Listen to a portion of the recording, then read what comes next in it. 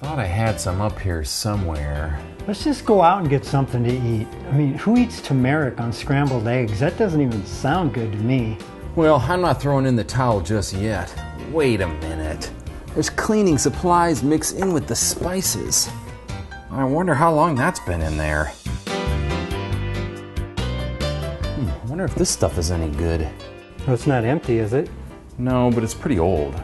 Ooh, really old. 1906. Yeah, some of us have a hard time throwing things away, Jimmy. Today we're going to meet a lady who enjoys collecting and hunting for those spices and medicines that lie forgotten in the deepest and darkest corners of her bathroom and kitchen cabinets.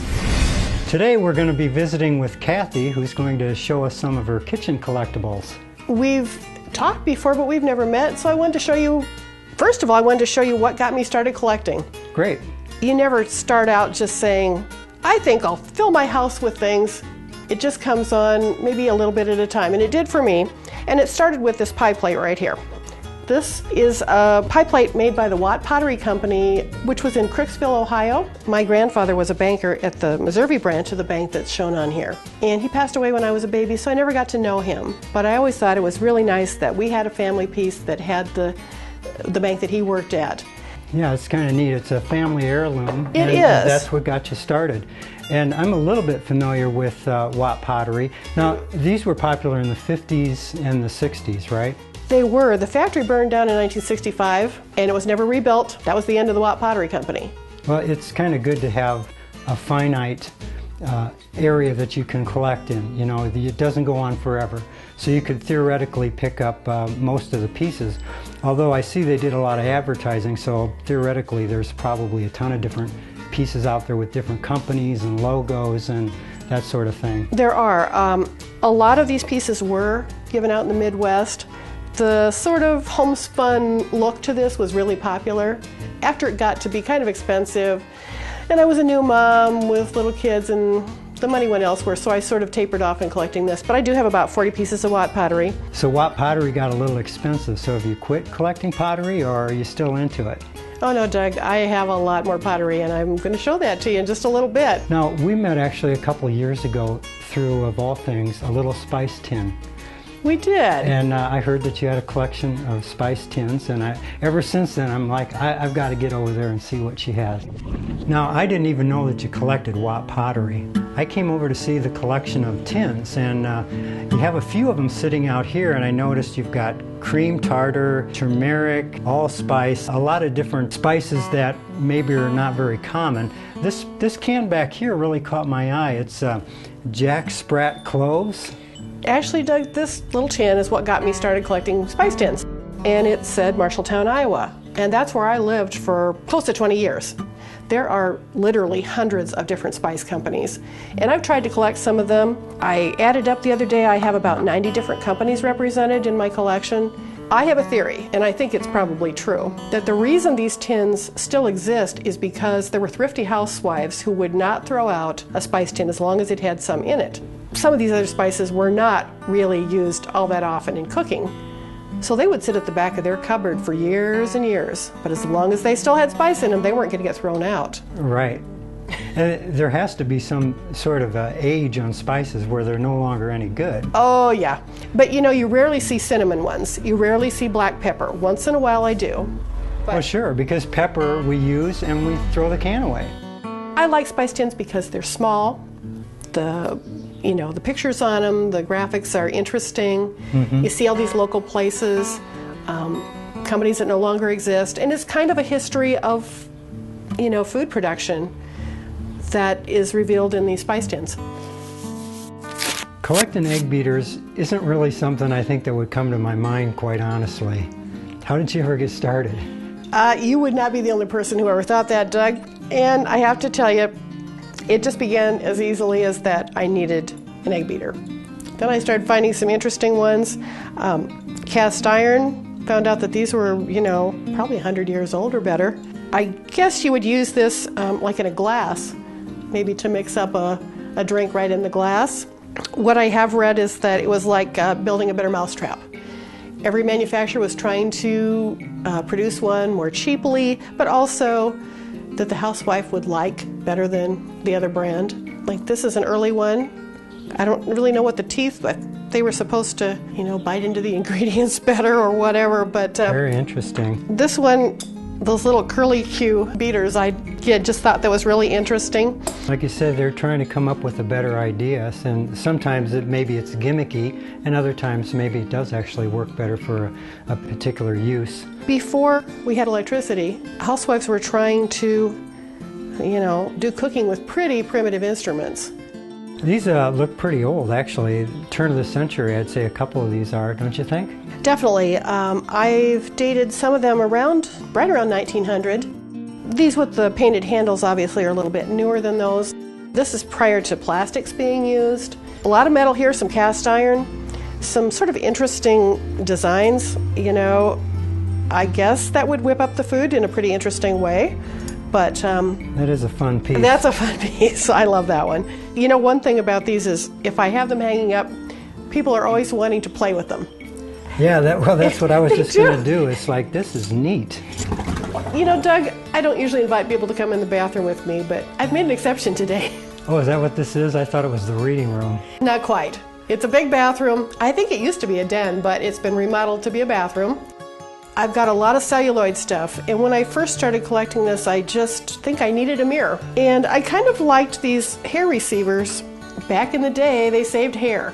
You've maybe seen those pictures that have all the little designs made out of hair. Mm-hmm. Well, they saved their hair, which seems kind of creepy to me, but that's what they did. For me, it works to be containers for toiletry items, and... You really can't ever have enough hair receptacles, can you? That's true. That's very true. Now, these things certainly don't sit out all the time, do they? Indeed they do. They do? They do. In some families, this would be grounds for divorce. When celluloid was first made, one of the big uses was to replace things that were originally made with ivory. They were. When you think about all the things we make out of plastic, those didn't exist. Okay, so it wasn't your fault that you started collecting pottery, and it wasn't your fault that you started collecting egg beaters, and you also collect spice tins. Mm-hmm. This is another collection. It is. I think it's addictive. It sounds like it. I think it's addictive. Kathy, you said you were taking me out to the shop, and this isn't exactly what I was expecting.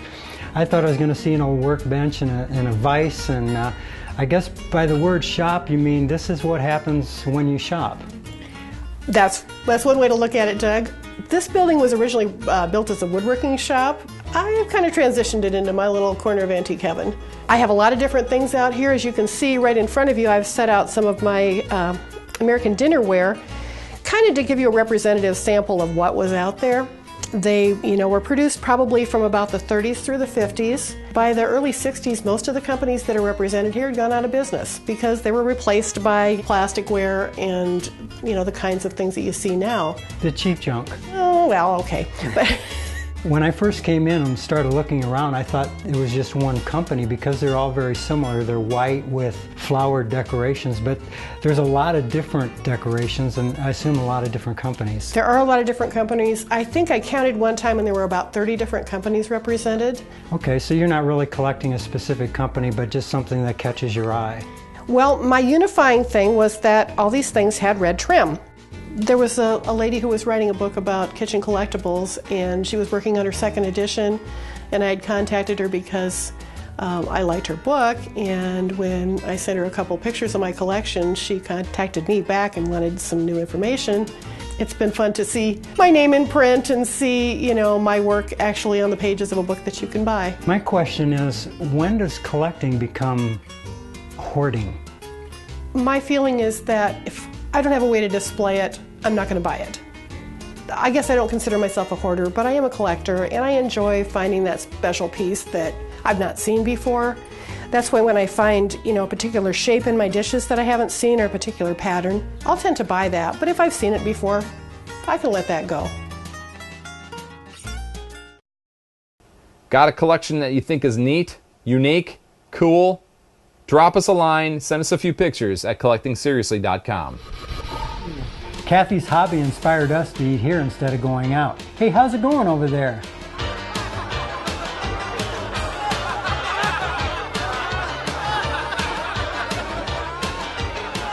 I wouldn't advise trying this at home. This could take a while. Hey, what did you make out of Kathy's collection? What impressed me the most was her organizational skills. The egg beaters and tins in her kitchen kind of created a nice country atmosphere without becoming cluttered. It's good to place collections into small groupings instead of, well, you know, piling it all together. It's also nice to have an extra building out back where you can escape into a creative pottery paradise, if you will.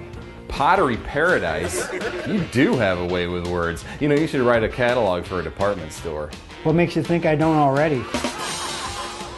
Hey, I think something's burning. Oh, I hope it's the food and not something electrical. Don't you think everything's funnier with a laugh track? Well, I'm not sure either. Let's just say it was funnier in my head. You want to go first? No, yes. No or yes? Well, which one is it? I'll tell you what. You throw for me, and I'll throw for you. Snake eyes. No, it's 7. Seven. It's lucky 7. You know, this game, Why, seems to be a lot like the game Clue. You know? Not really. No? Where do you think get so? this? Well, these are all rooms. Okay. You know, and there's things in the rooms, like, you know, you're making a rope, you know. Oh. And people die in the rooms. And I thought you gotta said... figure out who did it. So, like, Daniel Boone. I don't know why Daniel Boone is in here, but maybe this got in here from another game. You know, Bill's collection had one piece missing. And I can't even imagine having just one piece to go and not being able to find it. You know, it's a finite collection. Where does he go from here? You know, once he's got it all done, does he go collect something else, or? Well, you know what most people do when they get to a point and they're not finding additional items, they're too rare, too hard to find, is they'll branch out. Like in his case, he started collecting the signs and other memorabilia that were related to the Majestic brand. You know, that's the thing with Kathy.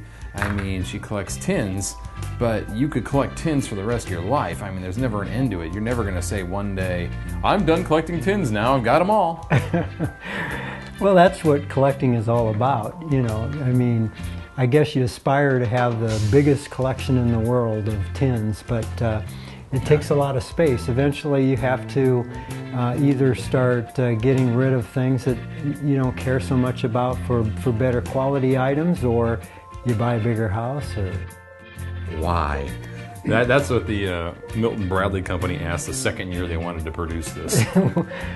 I'm sure they sold many games. I'll bet they sold hundreds. Let's hope so. I mean, that's why it's so valuable. A game like this would cost you $100 on the internet. You think so? Oh, yeah. Actually, that's pretty good for a board game. 200 then. What do you give me for it? I'm not going there again. I'm not haggling with you.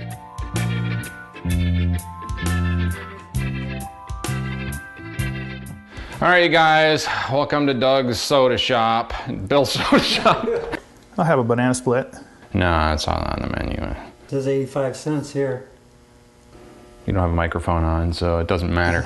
Okay.